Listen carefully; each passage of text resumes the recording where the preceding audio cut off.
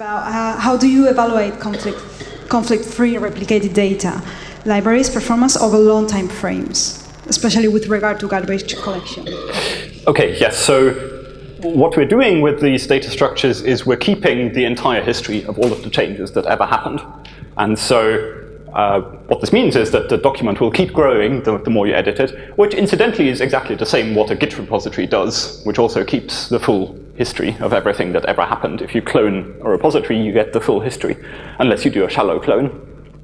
So what we're focusing on at the moment in our research is to make that kind of keeping all the history efficient so that it doesn't use very much storage. And so we've got some interesting compression schemes that we can use, which I believe will make it feasible for most applications to just keep all of the edits that have ever happened, which means you can do this going back in history, which is really useful.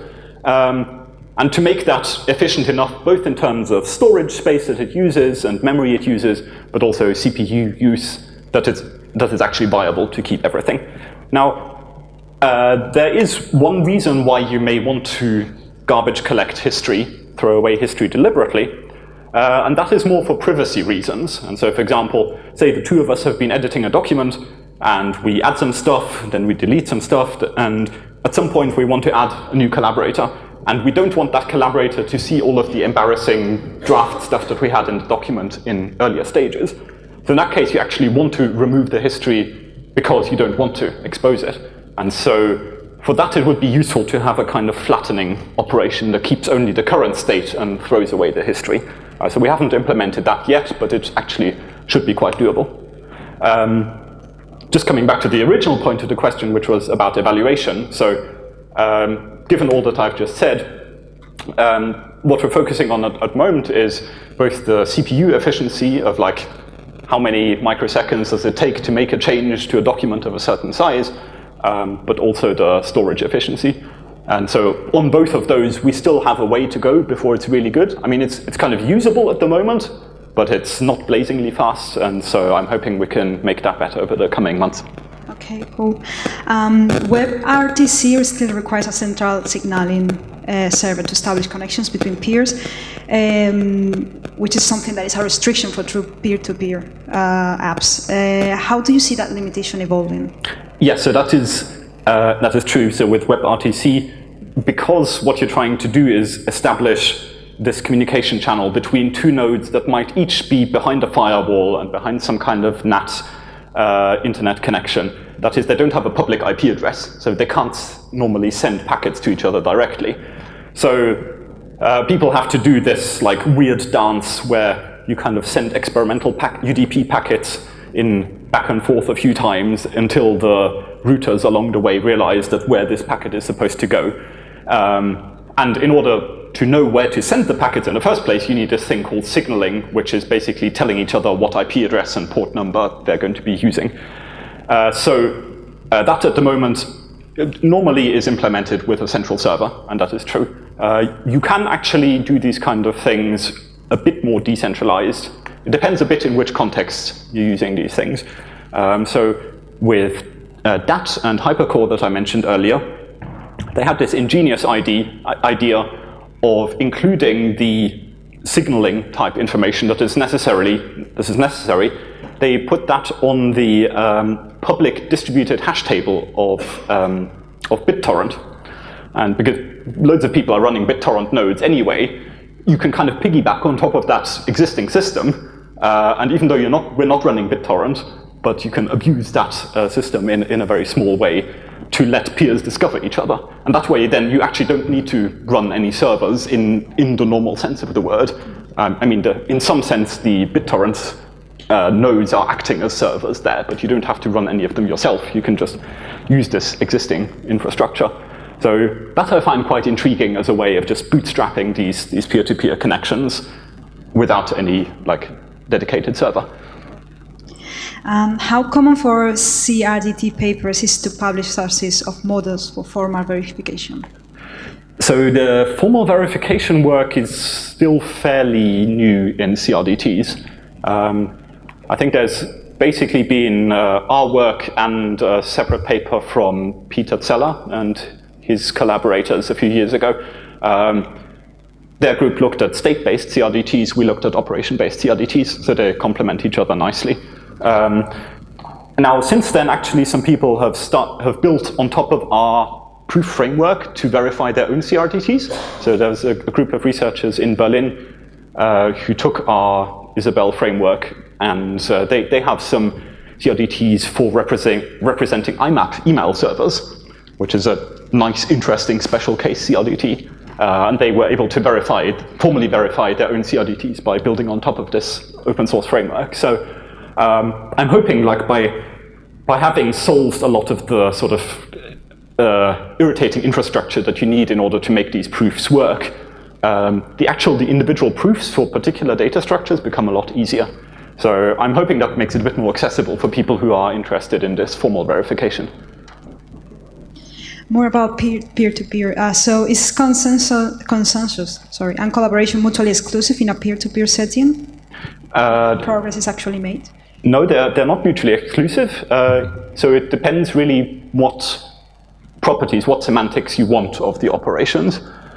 So with the types of operations we've been talking about here, we're assuming that you want to keep all of the operations because they're no mutually exclusive operations. And so, like, one person can insert an item into a list, another person can insert an item, we just keep both of those items. They're not mutually exclusive. Now, in general, there are some types of, especially with database systems, you do have situations where things are mutually exclusive, where, like, for example, if you're an e-commerce site and you're selling items that you have in the warehouse, if there's only one item left in the warehouse and two people try to buy it, those two purchases are mutually exclusive. So only one of them can go through and the other one will have to receive a "sorry, we're out of stock" message. Or similarly, if you have a website on which people can sign up under a username and you want usernames to be unique, then two people trying to register the same username, those are again mutually exclusive. So for those kinds of things, you need consensus, or you need a database which will enforce some kind of exactly once constraint or so, which is another way of providing consensus. So in those types of applications, consensus is required. We're just not actually considering those types of applications in AutoMerge right now. But you can absolutely have applications which use consensus for the parts that are mutually exclusive and use convergence for the parts where there's no mutual exclusion needed. And how useful AutoMerge could be for not that real-time text edits, like, for example, Git merge? So we're actually hoping that it will work really well for kind of offline editing and then merging everything together when you come back online. This is actually one of the interesting algorithmic differences between operational transformation and CRDTs.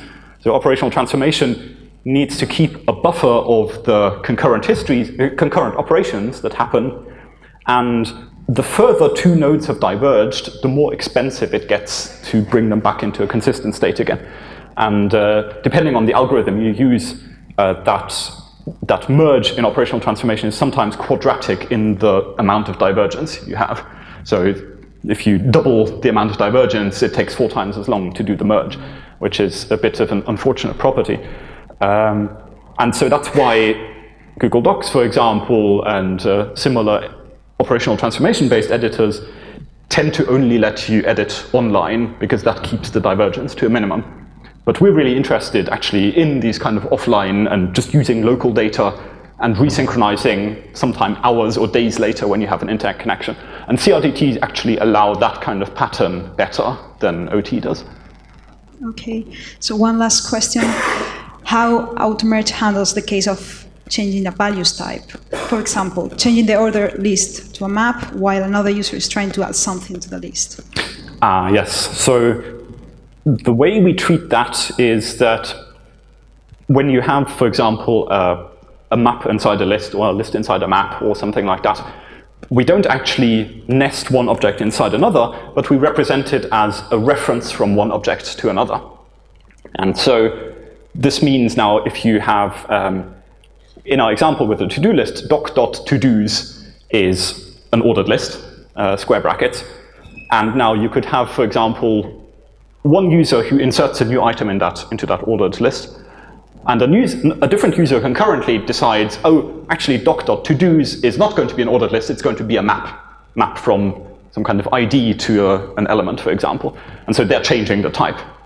And so what happens in auto-merge actually now is that this changing the type is treated as setting the to-dos item in the root document to a new reference, to a reference to a new object. So previously the reference was to the list object, and now we're replacing it with a reference to this map object. And so now it becomes clearer what happens in this merge, namely what will happen there is that the change to the ordered list will still happen, but actually the reference to the ordered list has gone, because concurrently that reference was replaced with a reference to a totally different object. And so that change simply won't be visible. That change will happen, but it's not visible because the thing higher up in the tree, closer to the root of the tree, has been replaced. And so you can argue about whether this is the right way how it should be handled or not. We actually debated this for quite a long time, and one of the papers we wrote about CRDTs, which is the second from last, the penultimate on this list here, the JSON CRDT. In that paper we take a different approach, and in that paper we actually do nest one object inside another, and in that case something like replacing the type of an object becomes trickier, because now we actually propagate changes in some nested object back up to the root. But the problem is then you have there's some really weird edge cases that happen in this case, and you can see the figures from that paper to see what happens. And so that's why we decided in auto-merge to not take the approach from that paper, but actually this different approach of just referencing objects, which I think is easier to understand. Okay, thank you. Well, I know that we have like 2 or 3 more questions, but we are running out of time, so I just want to encourage you to approach him anytime.